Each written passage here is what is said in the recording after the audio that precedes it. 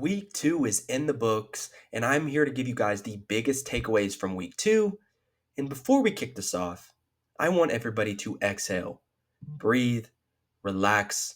It is a long season. I noticed that there was a ton of panic from week 1 after a lot of fantasy stars underwhelmed. It is easy to get pulled into this mindset that my fantasy team is done, my fantasy team sucks. Trust me, I am very guilty of it too. I don't blame you. But like I was saying, week 2 is a completely different story from week 1. A lot more players were scoring, a lot of higher scores in general, a lot more teams putting up points.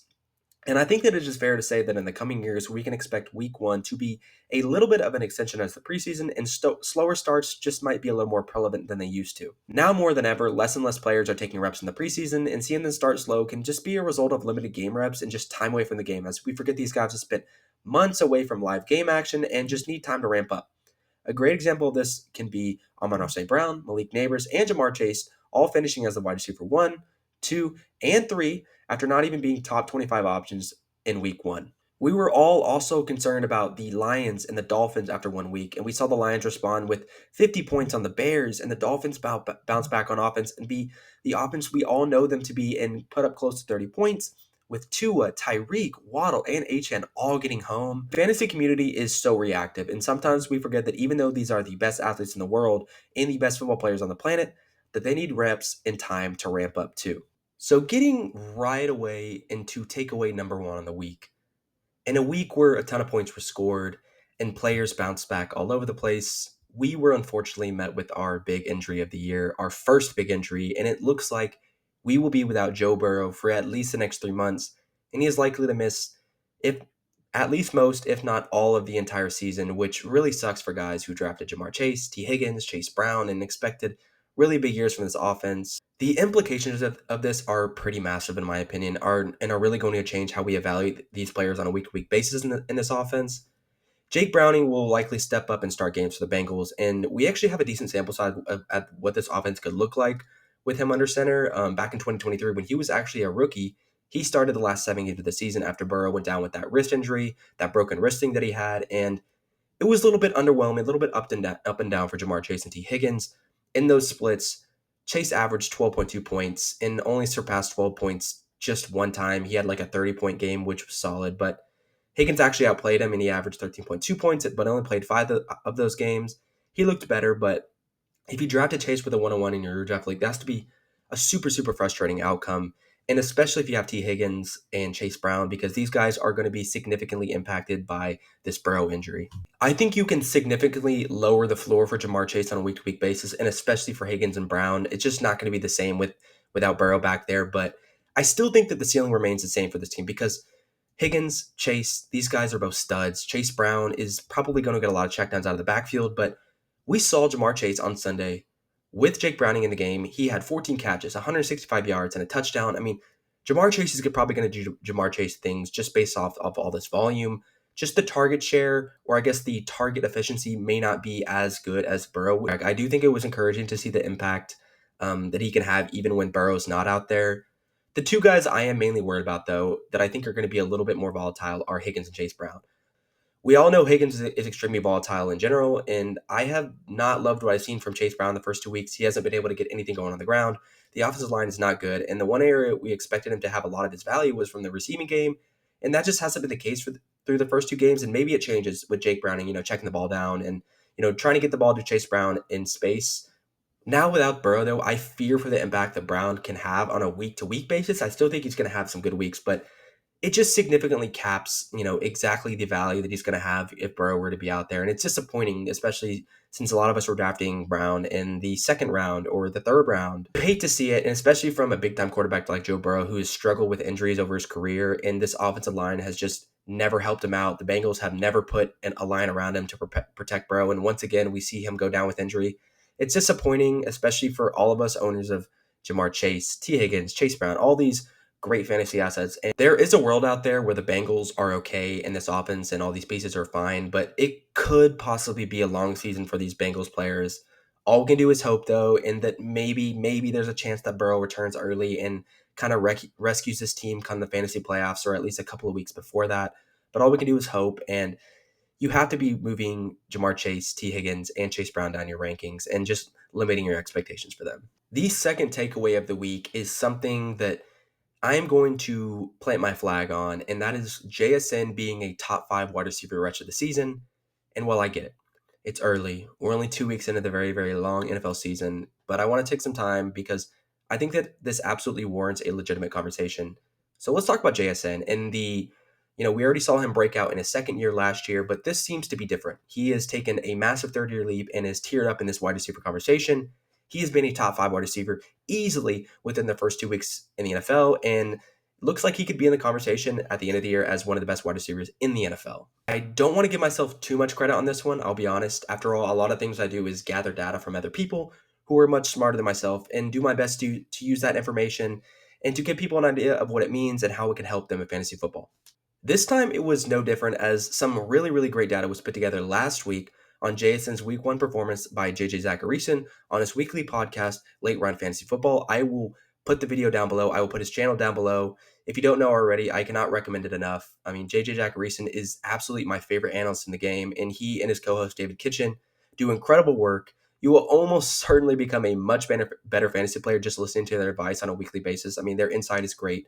Their advice is great. They gather incredible, important data just based on, what happened in week one, week two, week three. Every week, you should absolutely go and check out the video weekly, follow their channel. It's awesome. The data he put together, though, was the 7 receivers since 2011 to have a 50% plus target share in one of the first 4 weeks of the season and actually posted their points per game that year and their finish at the wide receiver position that season. I mean, just take a look at this list. Not only are the listed names on this list some of the best wide receivers of this past decade, they're all studs, which include names like Julio Jones, DeAndre Hopkins, Devontae Adams, Mike Evans, Malik Neighbors, but also 6 of the 7 finished as top 6 wide receivers at the position at the end of the year, and most of them hit the 20 plus point per game mark. I think if there was anything to overreact to week one, it would have been that bit of data, and it certainly seemed to carry over into week two. Jason was once again incredibly impressive. Excuse me. He threw up another 100-yard game to go along with 10 targets, 8 catches. He and Darnold were once again synced up and seemed to have some really, really nice chemistry together.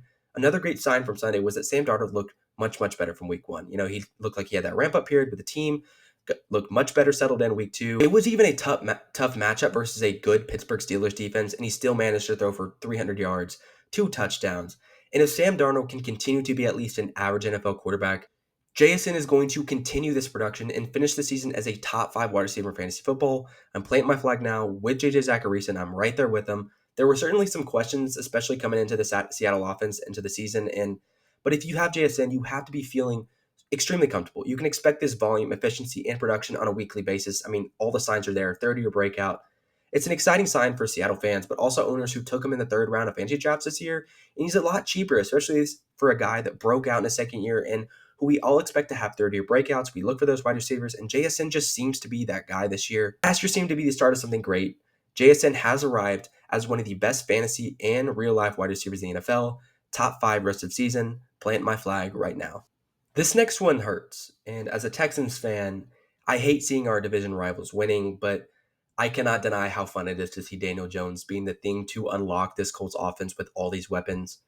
I mean, seriously, this is a guy we had pretty much written off after his time with the Giants, and everyone assumed after he signed with the Colts in the offseason that he was just going to be the backup to Anthony Richardson as they developed him. Now through 2 weeks, he's the quarterback too, and it looks like Richardson might be one of the biggest busts in quite some time, and it looks like Daniel Jones is this year's Sam Darnold. This past Sunday, we watched Daniel Jones throw for over 300 yards, throw a touchdown, and run in another. He committed 0 turnovers and did it all of this against possibly one of the best defenses in the entire NFL, the Denver Broncos. Almost all the Colts skill players were quite productive. Jonathan Taylor ran for 165 yards, has RB1 type upside, had another 50 receiving yards, and caught a touchdown. Tyler Warren had 4 for 79 on 7 targets. Josh Downs had 6 for 51 on 8 targets. Alec Pierce had 4 for 68.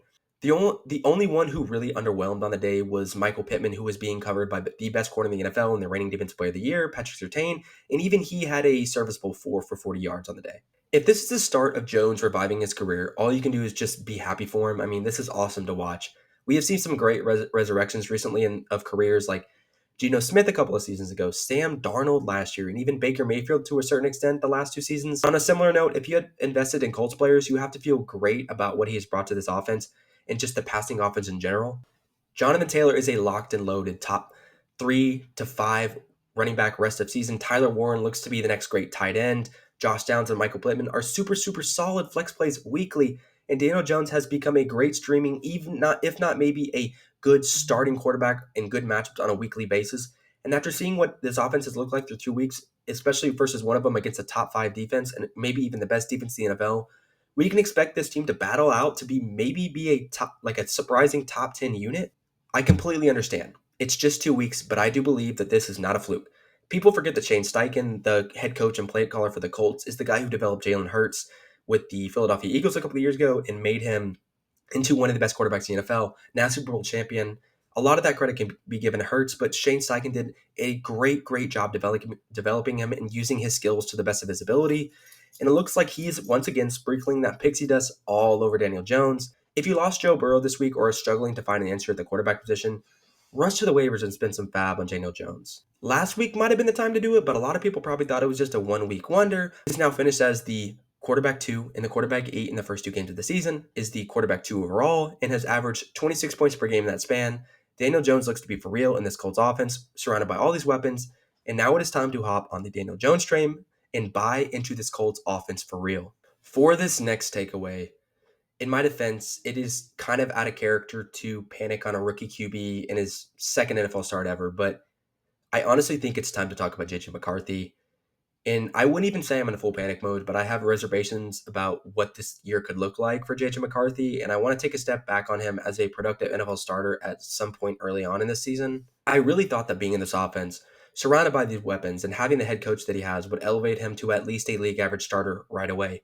I was wrong, and for now, I am backpedaling on this stance. McCarthy has looked really bad in week 1 for about 3 quarters, and then somehow managed to turn it around, help the Vikings win the game, and have a salvageable, first game fantasy output. But he has now looked awful through 7 of 8 quarters in his first 2 NFL games. My concern lies with not only JJ McCarthy in 2025, but also with Justin Jefferson and other pieces in this offense. He is significantly dipping the value of these players and really, really hurting their fantasy value. I think we were far too quick to dismiss Sam Darnold after his breakout season last year in Minnesota and took for granted what he did for this team. Believe it or not, Darnold took meaningful snaps of 4 and learned the speed of the game and had 3 or 4 years on his under his belt before, he came to this Minnesota scheme and was able to break out. And JJ McCarthy just has not had the reps, was pretty much hurt all of last year. Last year was complete dust for him, and it looks like he is going to take some time to develop. I mean, he was blanked by the Falcons all week long in week 2. He was unable to move the ball against one of the more weak defenses in the NFL. This is not good at all for Justin Jefferson, we were taking in the top half of the first round in drafts this year, and spells even more doom for guys like Jordan Addison, who's returning this week, and TJ Hawkinson, who clearly play the second and third fiddle in this offense. I truly think this kills Jefferson's ceiling and may keep him from finishing as a top 5 to 8 fantasy wide receiver, which is maybe like the first time in his career that is ever going to happen. There are now reports coming out that McCarthy is going to potentially miss the next 2 to 4 weeks with an ankle injury, and Carson Wentz is set to take place at quarterback.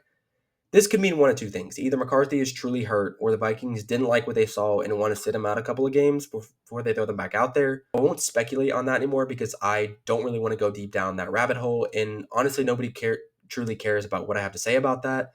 The moral of the story is we should temper our expectations for the pieces in this offense and expect Jefferson to have more of a capped ceiling, maybe even a lower floor on a week-to-week basis. We will reassess the situation in a couple of weeks after maybe we see McCarthy come back, or maybe Wentz lights a fire in this offense and makes Jefferson's value salvageable until JJ McCarthy is fully integrated, fully comfortable in this offense. But for now, I'm really worried about JJ McCarthy. I'm worried about the Vikings in general. It's not great. We haven't seen great things from TJ Hawkinson, and Justin Jefferson, as great of a wide receiver as he is, I don't know if he can overcome just how bad the quarterback play is if JJ McCarthy continues what he did through the first 2 weeks, and if Carson Wentz is going to stay at quarterback. So I'm panicking a little bit, and I am out on JJ McCarthy right now and a little bit worried about this Vikings team. For my next takeaway, the last topic regarding Justin Jefferson and the Burrow injury from earlier is a perfect segue into the next one and lesson for the week.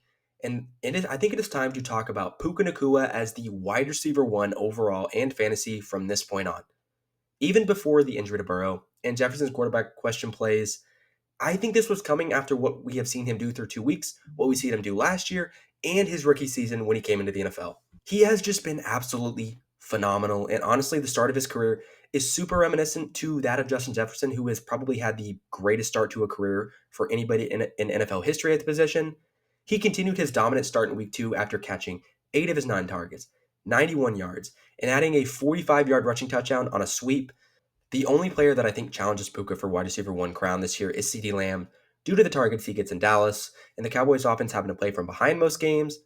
But assuming Stafford stays healthy, I don't see a better bet than Nakua. I mean, seriously, the underlying peripherals are incredible. The production is great, and the offense that he plays in is legitimately top five, maybe even top three with the addition of Devontae Adams. We all know this offense is going to be extremely consolidated between Devontae, Puka, Kyron Williams, and with teams not being able to key in on just Puka, I think it elevates his ceiling to a whole new level.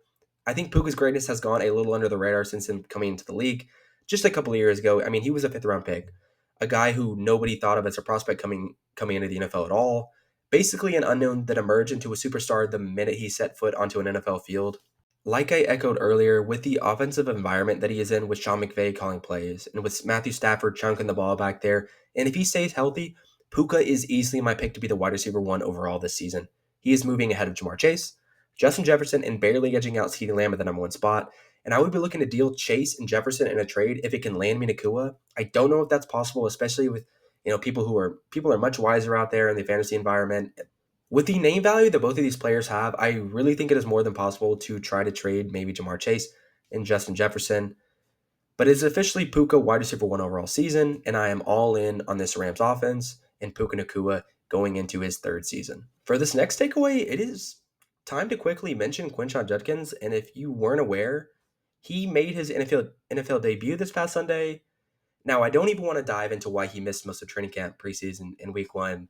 I am really not educated enough to speak on his legal issues, nor does anybody care what I have to say about it, so I'm not going to touch on it at all. But coming out of college, Judkins was a very good prospect coming out of Ohio State. He was drafted in the early part of the second round by the Browns this past season and showed exactly why on Sunday in limited snaps. He had a very good showing with a mix of some nice runs on the ground and adding a couple of receptions out of the backfield. And when I heard he was going to play in week two, I assumed that the Browns were going to kind of ease him into the offense and his snaps would be limited. It turns out I was right about the snap count, but it really didn't matter when it came to the touches. They showed pretty much right away that he's going to be the lead back in this offense and be exactly the guy that drafted him to be, which is the workhorse and feature back. This is exciting because at one point in the offseason, there were a lot of questions if he was even going to play football at all this year. Things seem to have worked itself out in a way, and if any type of suspension is in the cards, then it will most likely happen next year, I would assume.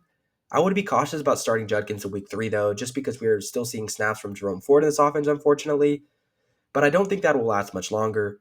If some Judkins is somehow available in your league, you need to rush to the waiver wire and pick him up. He is only rostered in about 57% of ESPN leagues and 62% on Yahoo. So it's not incredibly unreasonable if he is available, and if he is, I'd be picking him up right away. He'd be my number one waiver option. With the emergence of Judkins, it also comes with the descending value of Dylan Sampson, though. It was great to have him for 1 week if you started him or if you had him on your team.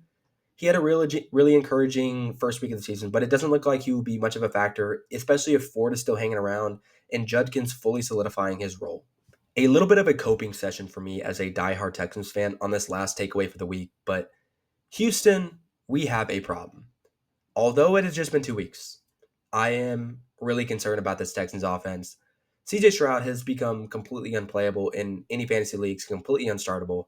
The offensive line is by far the worst in the league. They have no running game whatsoever and refuse to play either of the two wide receivers that they took in the second and third round of the NFL draft this past year and instead want to play Xavier Hutchinson and Jalen Watson.